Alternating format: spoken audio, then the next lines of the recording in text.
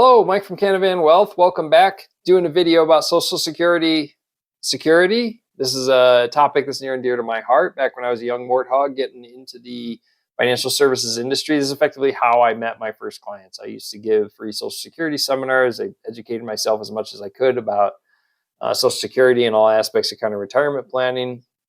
This is really how I met my first few years of clients and kind of went from zero to where I am now. So, uh, it's a topic I like to think I'm pretty knowledgeable about. Among peers, I'm kind of known as the Social Security guy.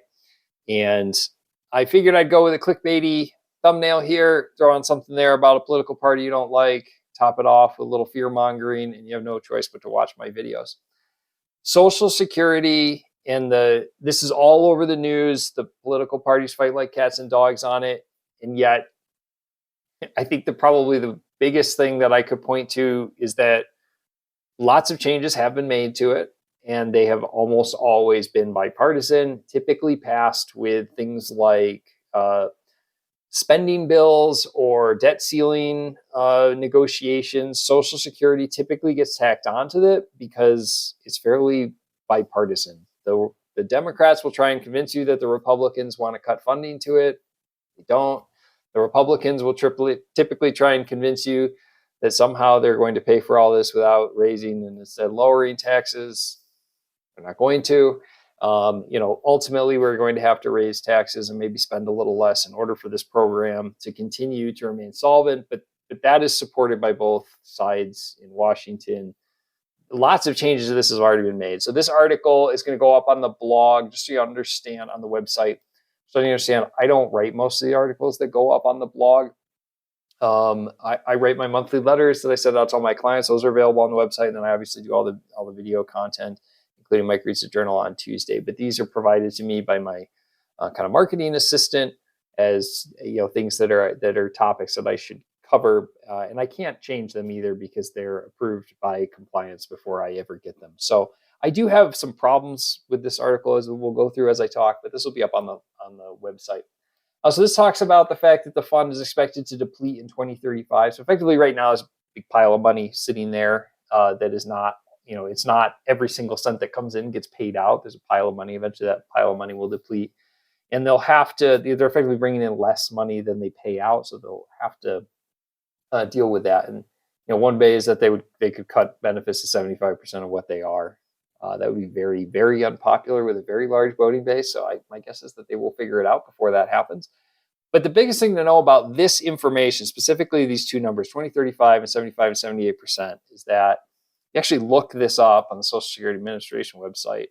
This is really old information. This goes back to 2009 when this kind of study by the Social Security Administration came out. And yet every website still passes it around like it's the gospel of the status of Social Security. I'm sure you can go in and learn, what the status of it is currently. But this particular study goes back to 2009. As you can see, there's lots of different graphs about what could happen. And they have already made a lot of the changes that were cited in this study, and they will continue to make them. So what are some of the changes they've already made? They're the ones kind of recommended here. So increasing payroll tax to help fund the Social Security program. They've already done this. So how Social Security works, if you don't realize, is that up until it's probably about 120,000 now after inflation. That's what, if you earn up to that amount, your benefit gets bigger as you earn more. But past that, your benefit does not get any bigger. And you used to not pay Social Security tax on money beyond that. Now you pay it up to 160,000, but your benefit stops getting bigger at 120,000. So effectively, that 40,000 of income gets taxed to Social Security, but your personal benefit does not get any bigger. It just goes to help support the program as a whole. I suspect that they will continue to raise that ceiling, right? So go 200,000, 250,000, so that high earners are effectively paying more into Social Security, but not getting a bigger benefit because of it. Reducing or eliminating annual increases in Social Security payments. So that's inflation adjustment. If I were in charge, this is the last thing I'd go after. Social Security is a security blanket for a lot of Americans, and not inflation adjusting it for someone who has left the workforce and probably has very little capability of re-entering the workforce in a competitive manner would be really tough on the people that really rely on Social Security. But conceivably, they could either pause it going up and inflation adjusted, or make each person's payment stop going up. So effectively, once you file, it locks in forever at that amount. Uh, I would avoid that.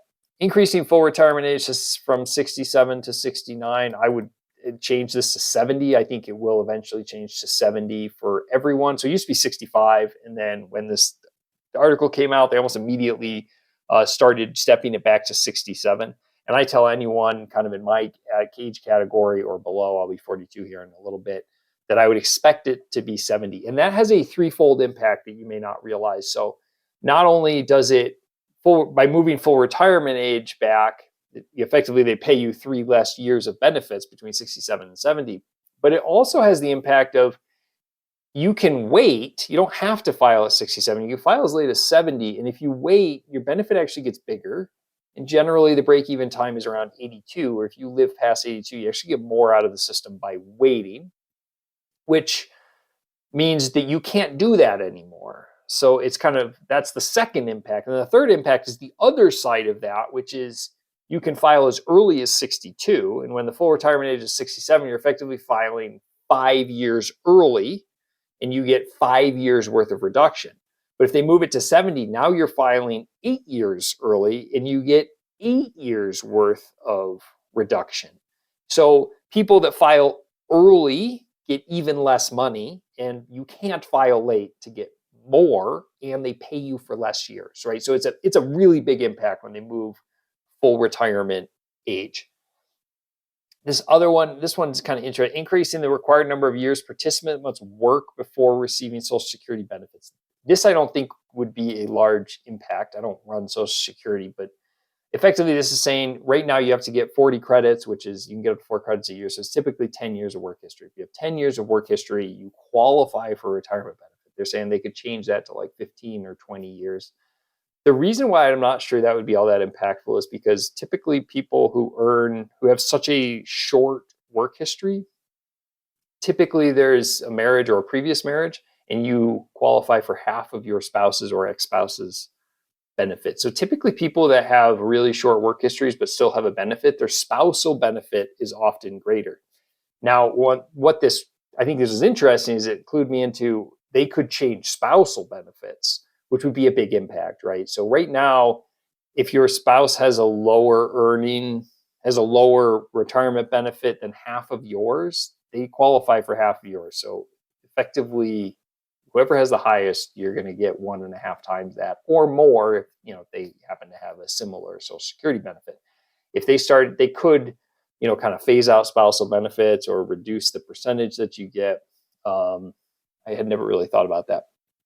This is just talking about how Social Security taxes works. You may not realize this number, I think, is actually wrong. It's 12.4. It should be 6.2 times 2. So you pay, if you look on your W-2 or 1099 or however you get paid, well, not 1099, on your W-2, you pay 6.2% of what you earn into Social Security, and that's how you earn your benefit. And your employer matches that. They pay 6.2% of your salary, but it never counted as income to you. It's effectively a tax on them. And if you're self-employed, like I am, you pay it all. They often call it self-employment tax, but it's really Social Security, Medicare. This is talking about, how many people will rely on Social Security and how you can get the most out of your Social Security retirement benefits. Work for 35 or more years. No hard thing to understand there. Once you have 35 years and you have a full work history with Social Security, and any year that you work beyond that will be replacing lower years in the past. They inflation adjust it all. You can look at that by logging into the Social Security website, ssa.gov. This one I just blatantly disagree with. Do not claim Social Security retirement benefits until your full retirement age. For many people, that is a good option, but not for everyone. There's lots and lots of things to consider. I'm going to come back to that, but you should talk to a qualified financial planner if you do not kind of understand all the implications around filing for Social Security. Use a Social Security spousal benefit strategy. This one's a little odd. So I mentioned earlier in the video that They kind of changed the way you file for Social Security, and the way I got into the industry was very much about this. So there used to be this thing called filing restricted or file and suspend. It really doesn't exist anymore. There are a few things that you certainly need to understand about how you're going to file for your spousal benefit, but if you're reading anything about big, overarching strategies and specifically the words file and restricted or file and suspend, that doesn't exist anymore. It's like 6-7 years out of date. Maximize Social Security survivor benefits. Again, there's not a whole lot that you can kind of maximize around survivor benefits and this. I think it's important for people to understand that whoever has the higher benefit is effectively the benefit that's going to stick around when someone passes away. So that is important. And then a lot of people don't realize that if you have a child over the age of 18 or under the age of 18, you have like a child later in life, they actually qualify for Social Security benefits once you file. Usually doesn't last for a couple of years, and you'll find that out when you file and you have to put in that information they ask you for. Estimate your longevity before taking Social Security retirement benefits. This is one of those things that goes back to the, it's not necessarily the best thing to just wait for Social to full retirement age. For some people, it does make sense to file earlier. You should not take anything as blatant as this as truth. For some people, filing earlier or full retirement age or later makes a lot of sense. And this is just talking about, if you want to rely on things other than Social Security, you're obviously going to have to save it yourself. So that's really it on this article.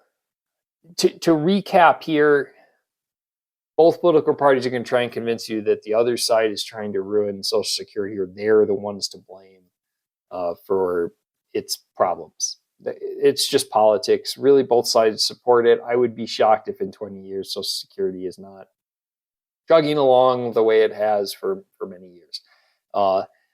That does not mean that there aren't things that we need to do. Most likely, I will see full retirement age move to age 70 within the next 10 to 15 years. And I would suspect that the cap on earnings in which they have Social Security taxes on will continue to go up. And other things, messing around with spousal benefits, inflation, they certainly have not done that yet. And it would surprise me if they went that way. I will inevitably do most likely a webinar on Social Security and all the intricacies about thinking about and how you should file for Social Security. But that is really something that should have a question and answer period. So I will save that for a webinar. If you cannot wait for that webinar, if Social Security is coming soon and you just want to talk about it, just shoot me an email at mike@canovanwealth.com, or you can just book a phone call or a Zoom appointment or an in-office appointment if you live here in Idaho Falls via the website, canovanwealth.com. And I'd be happy to talk to you, talk you through your Social Security situation. I hope this has been informative, and I will talk to you soon. Thank you.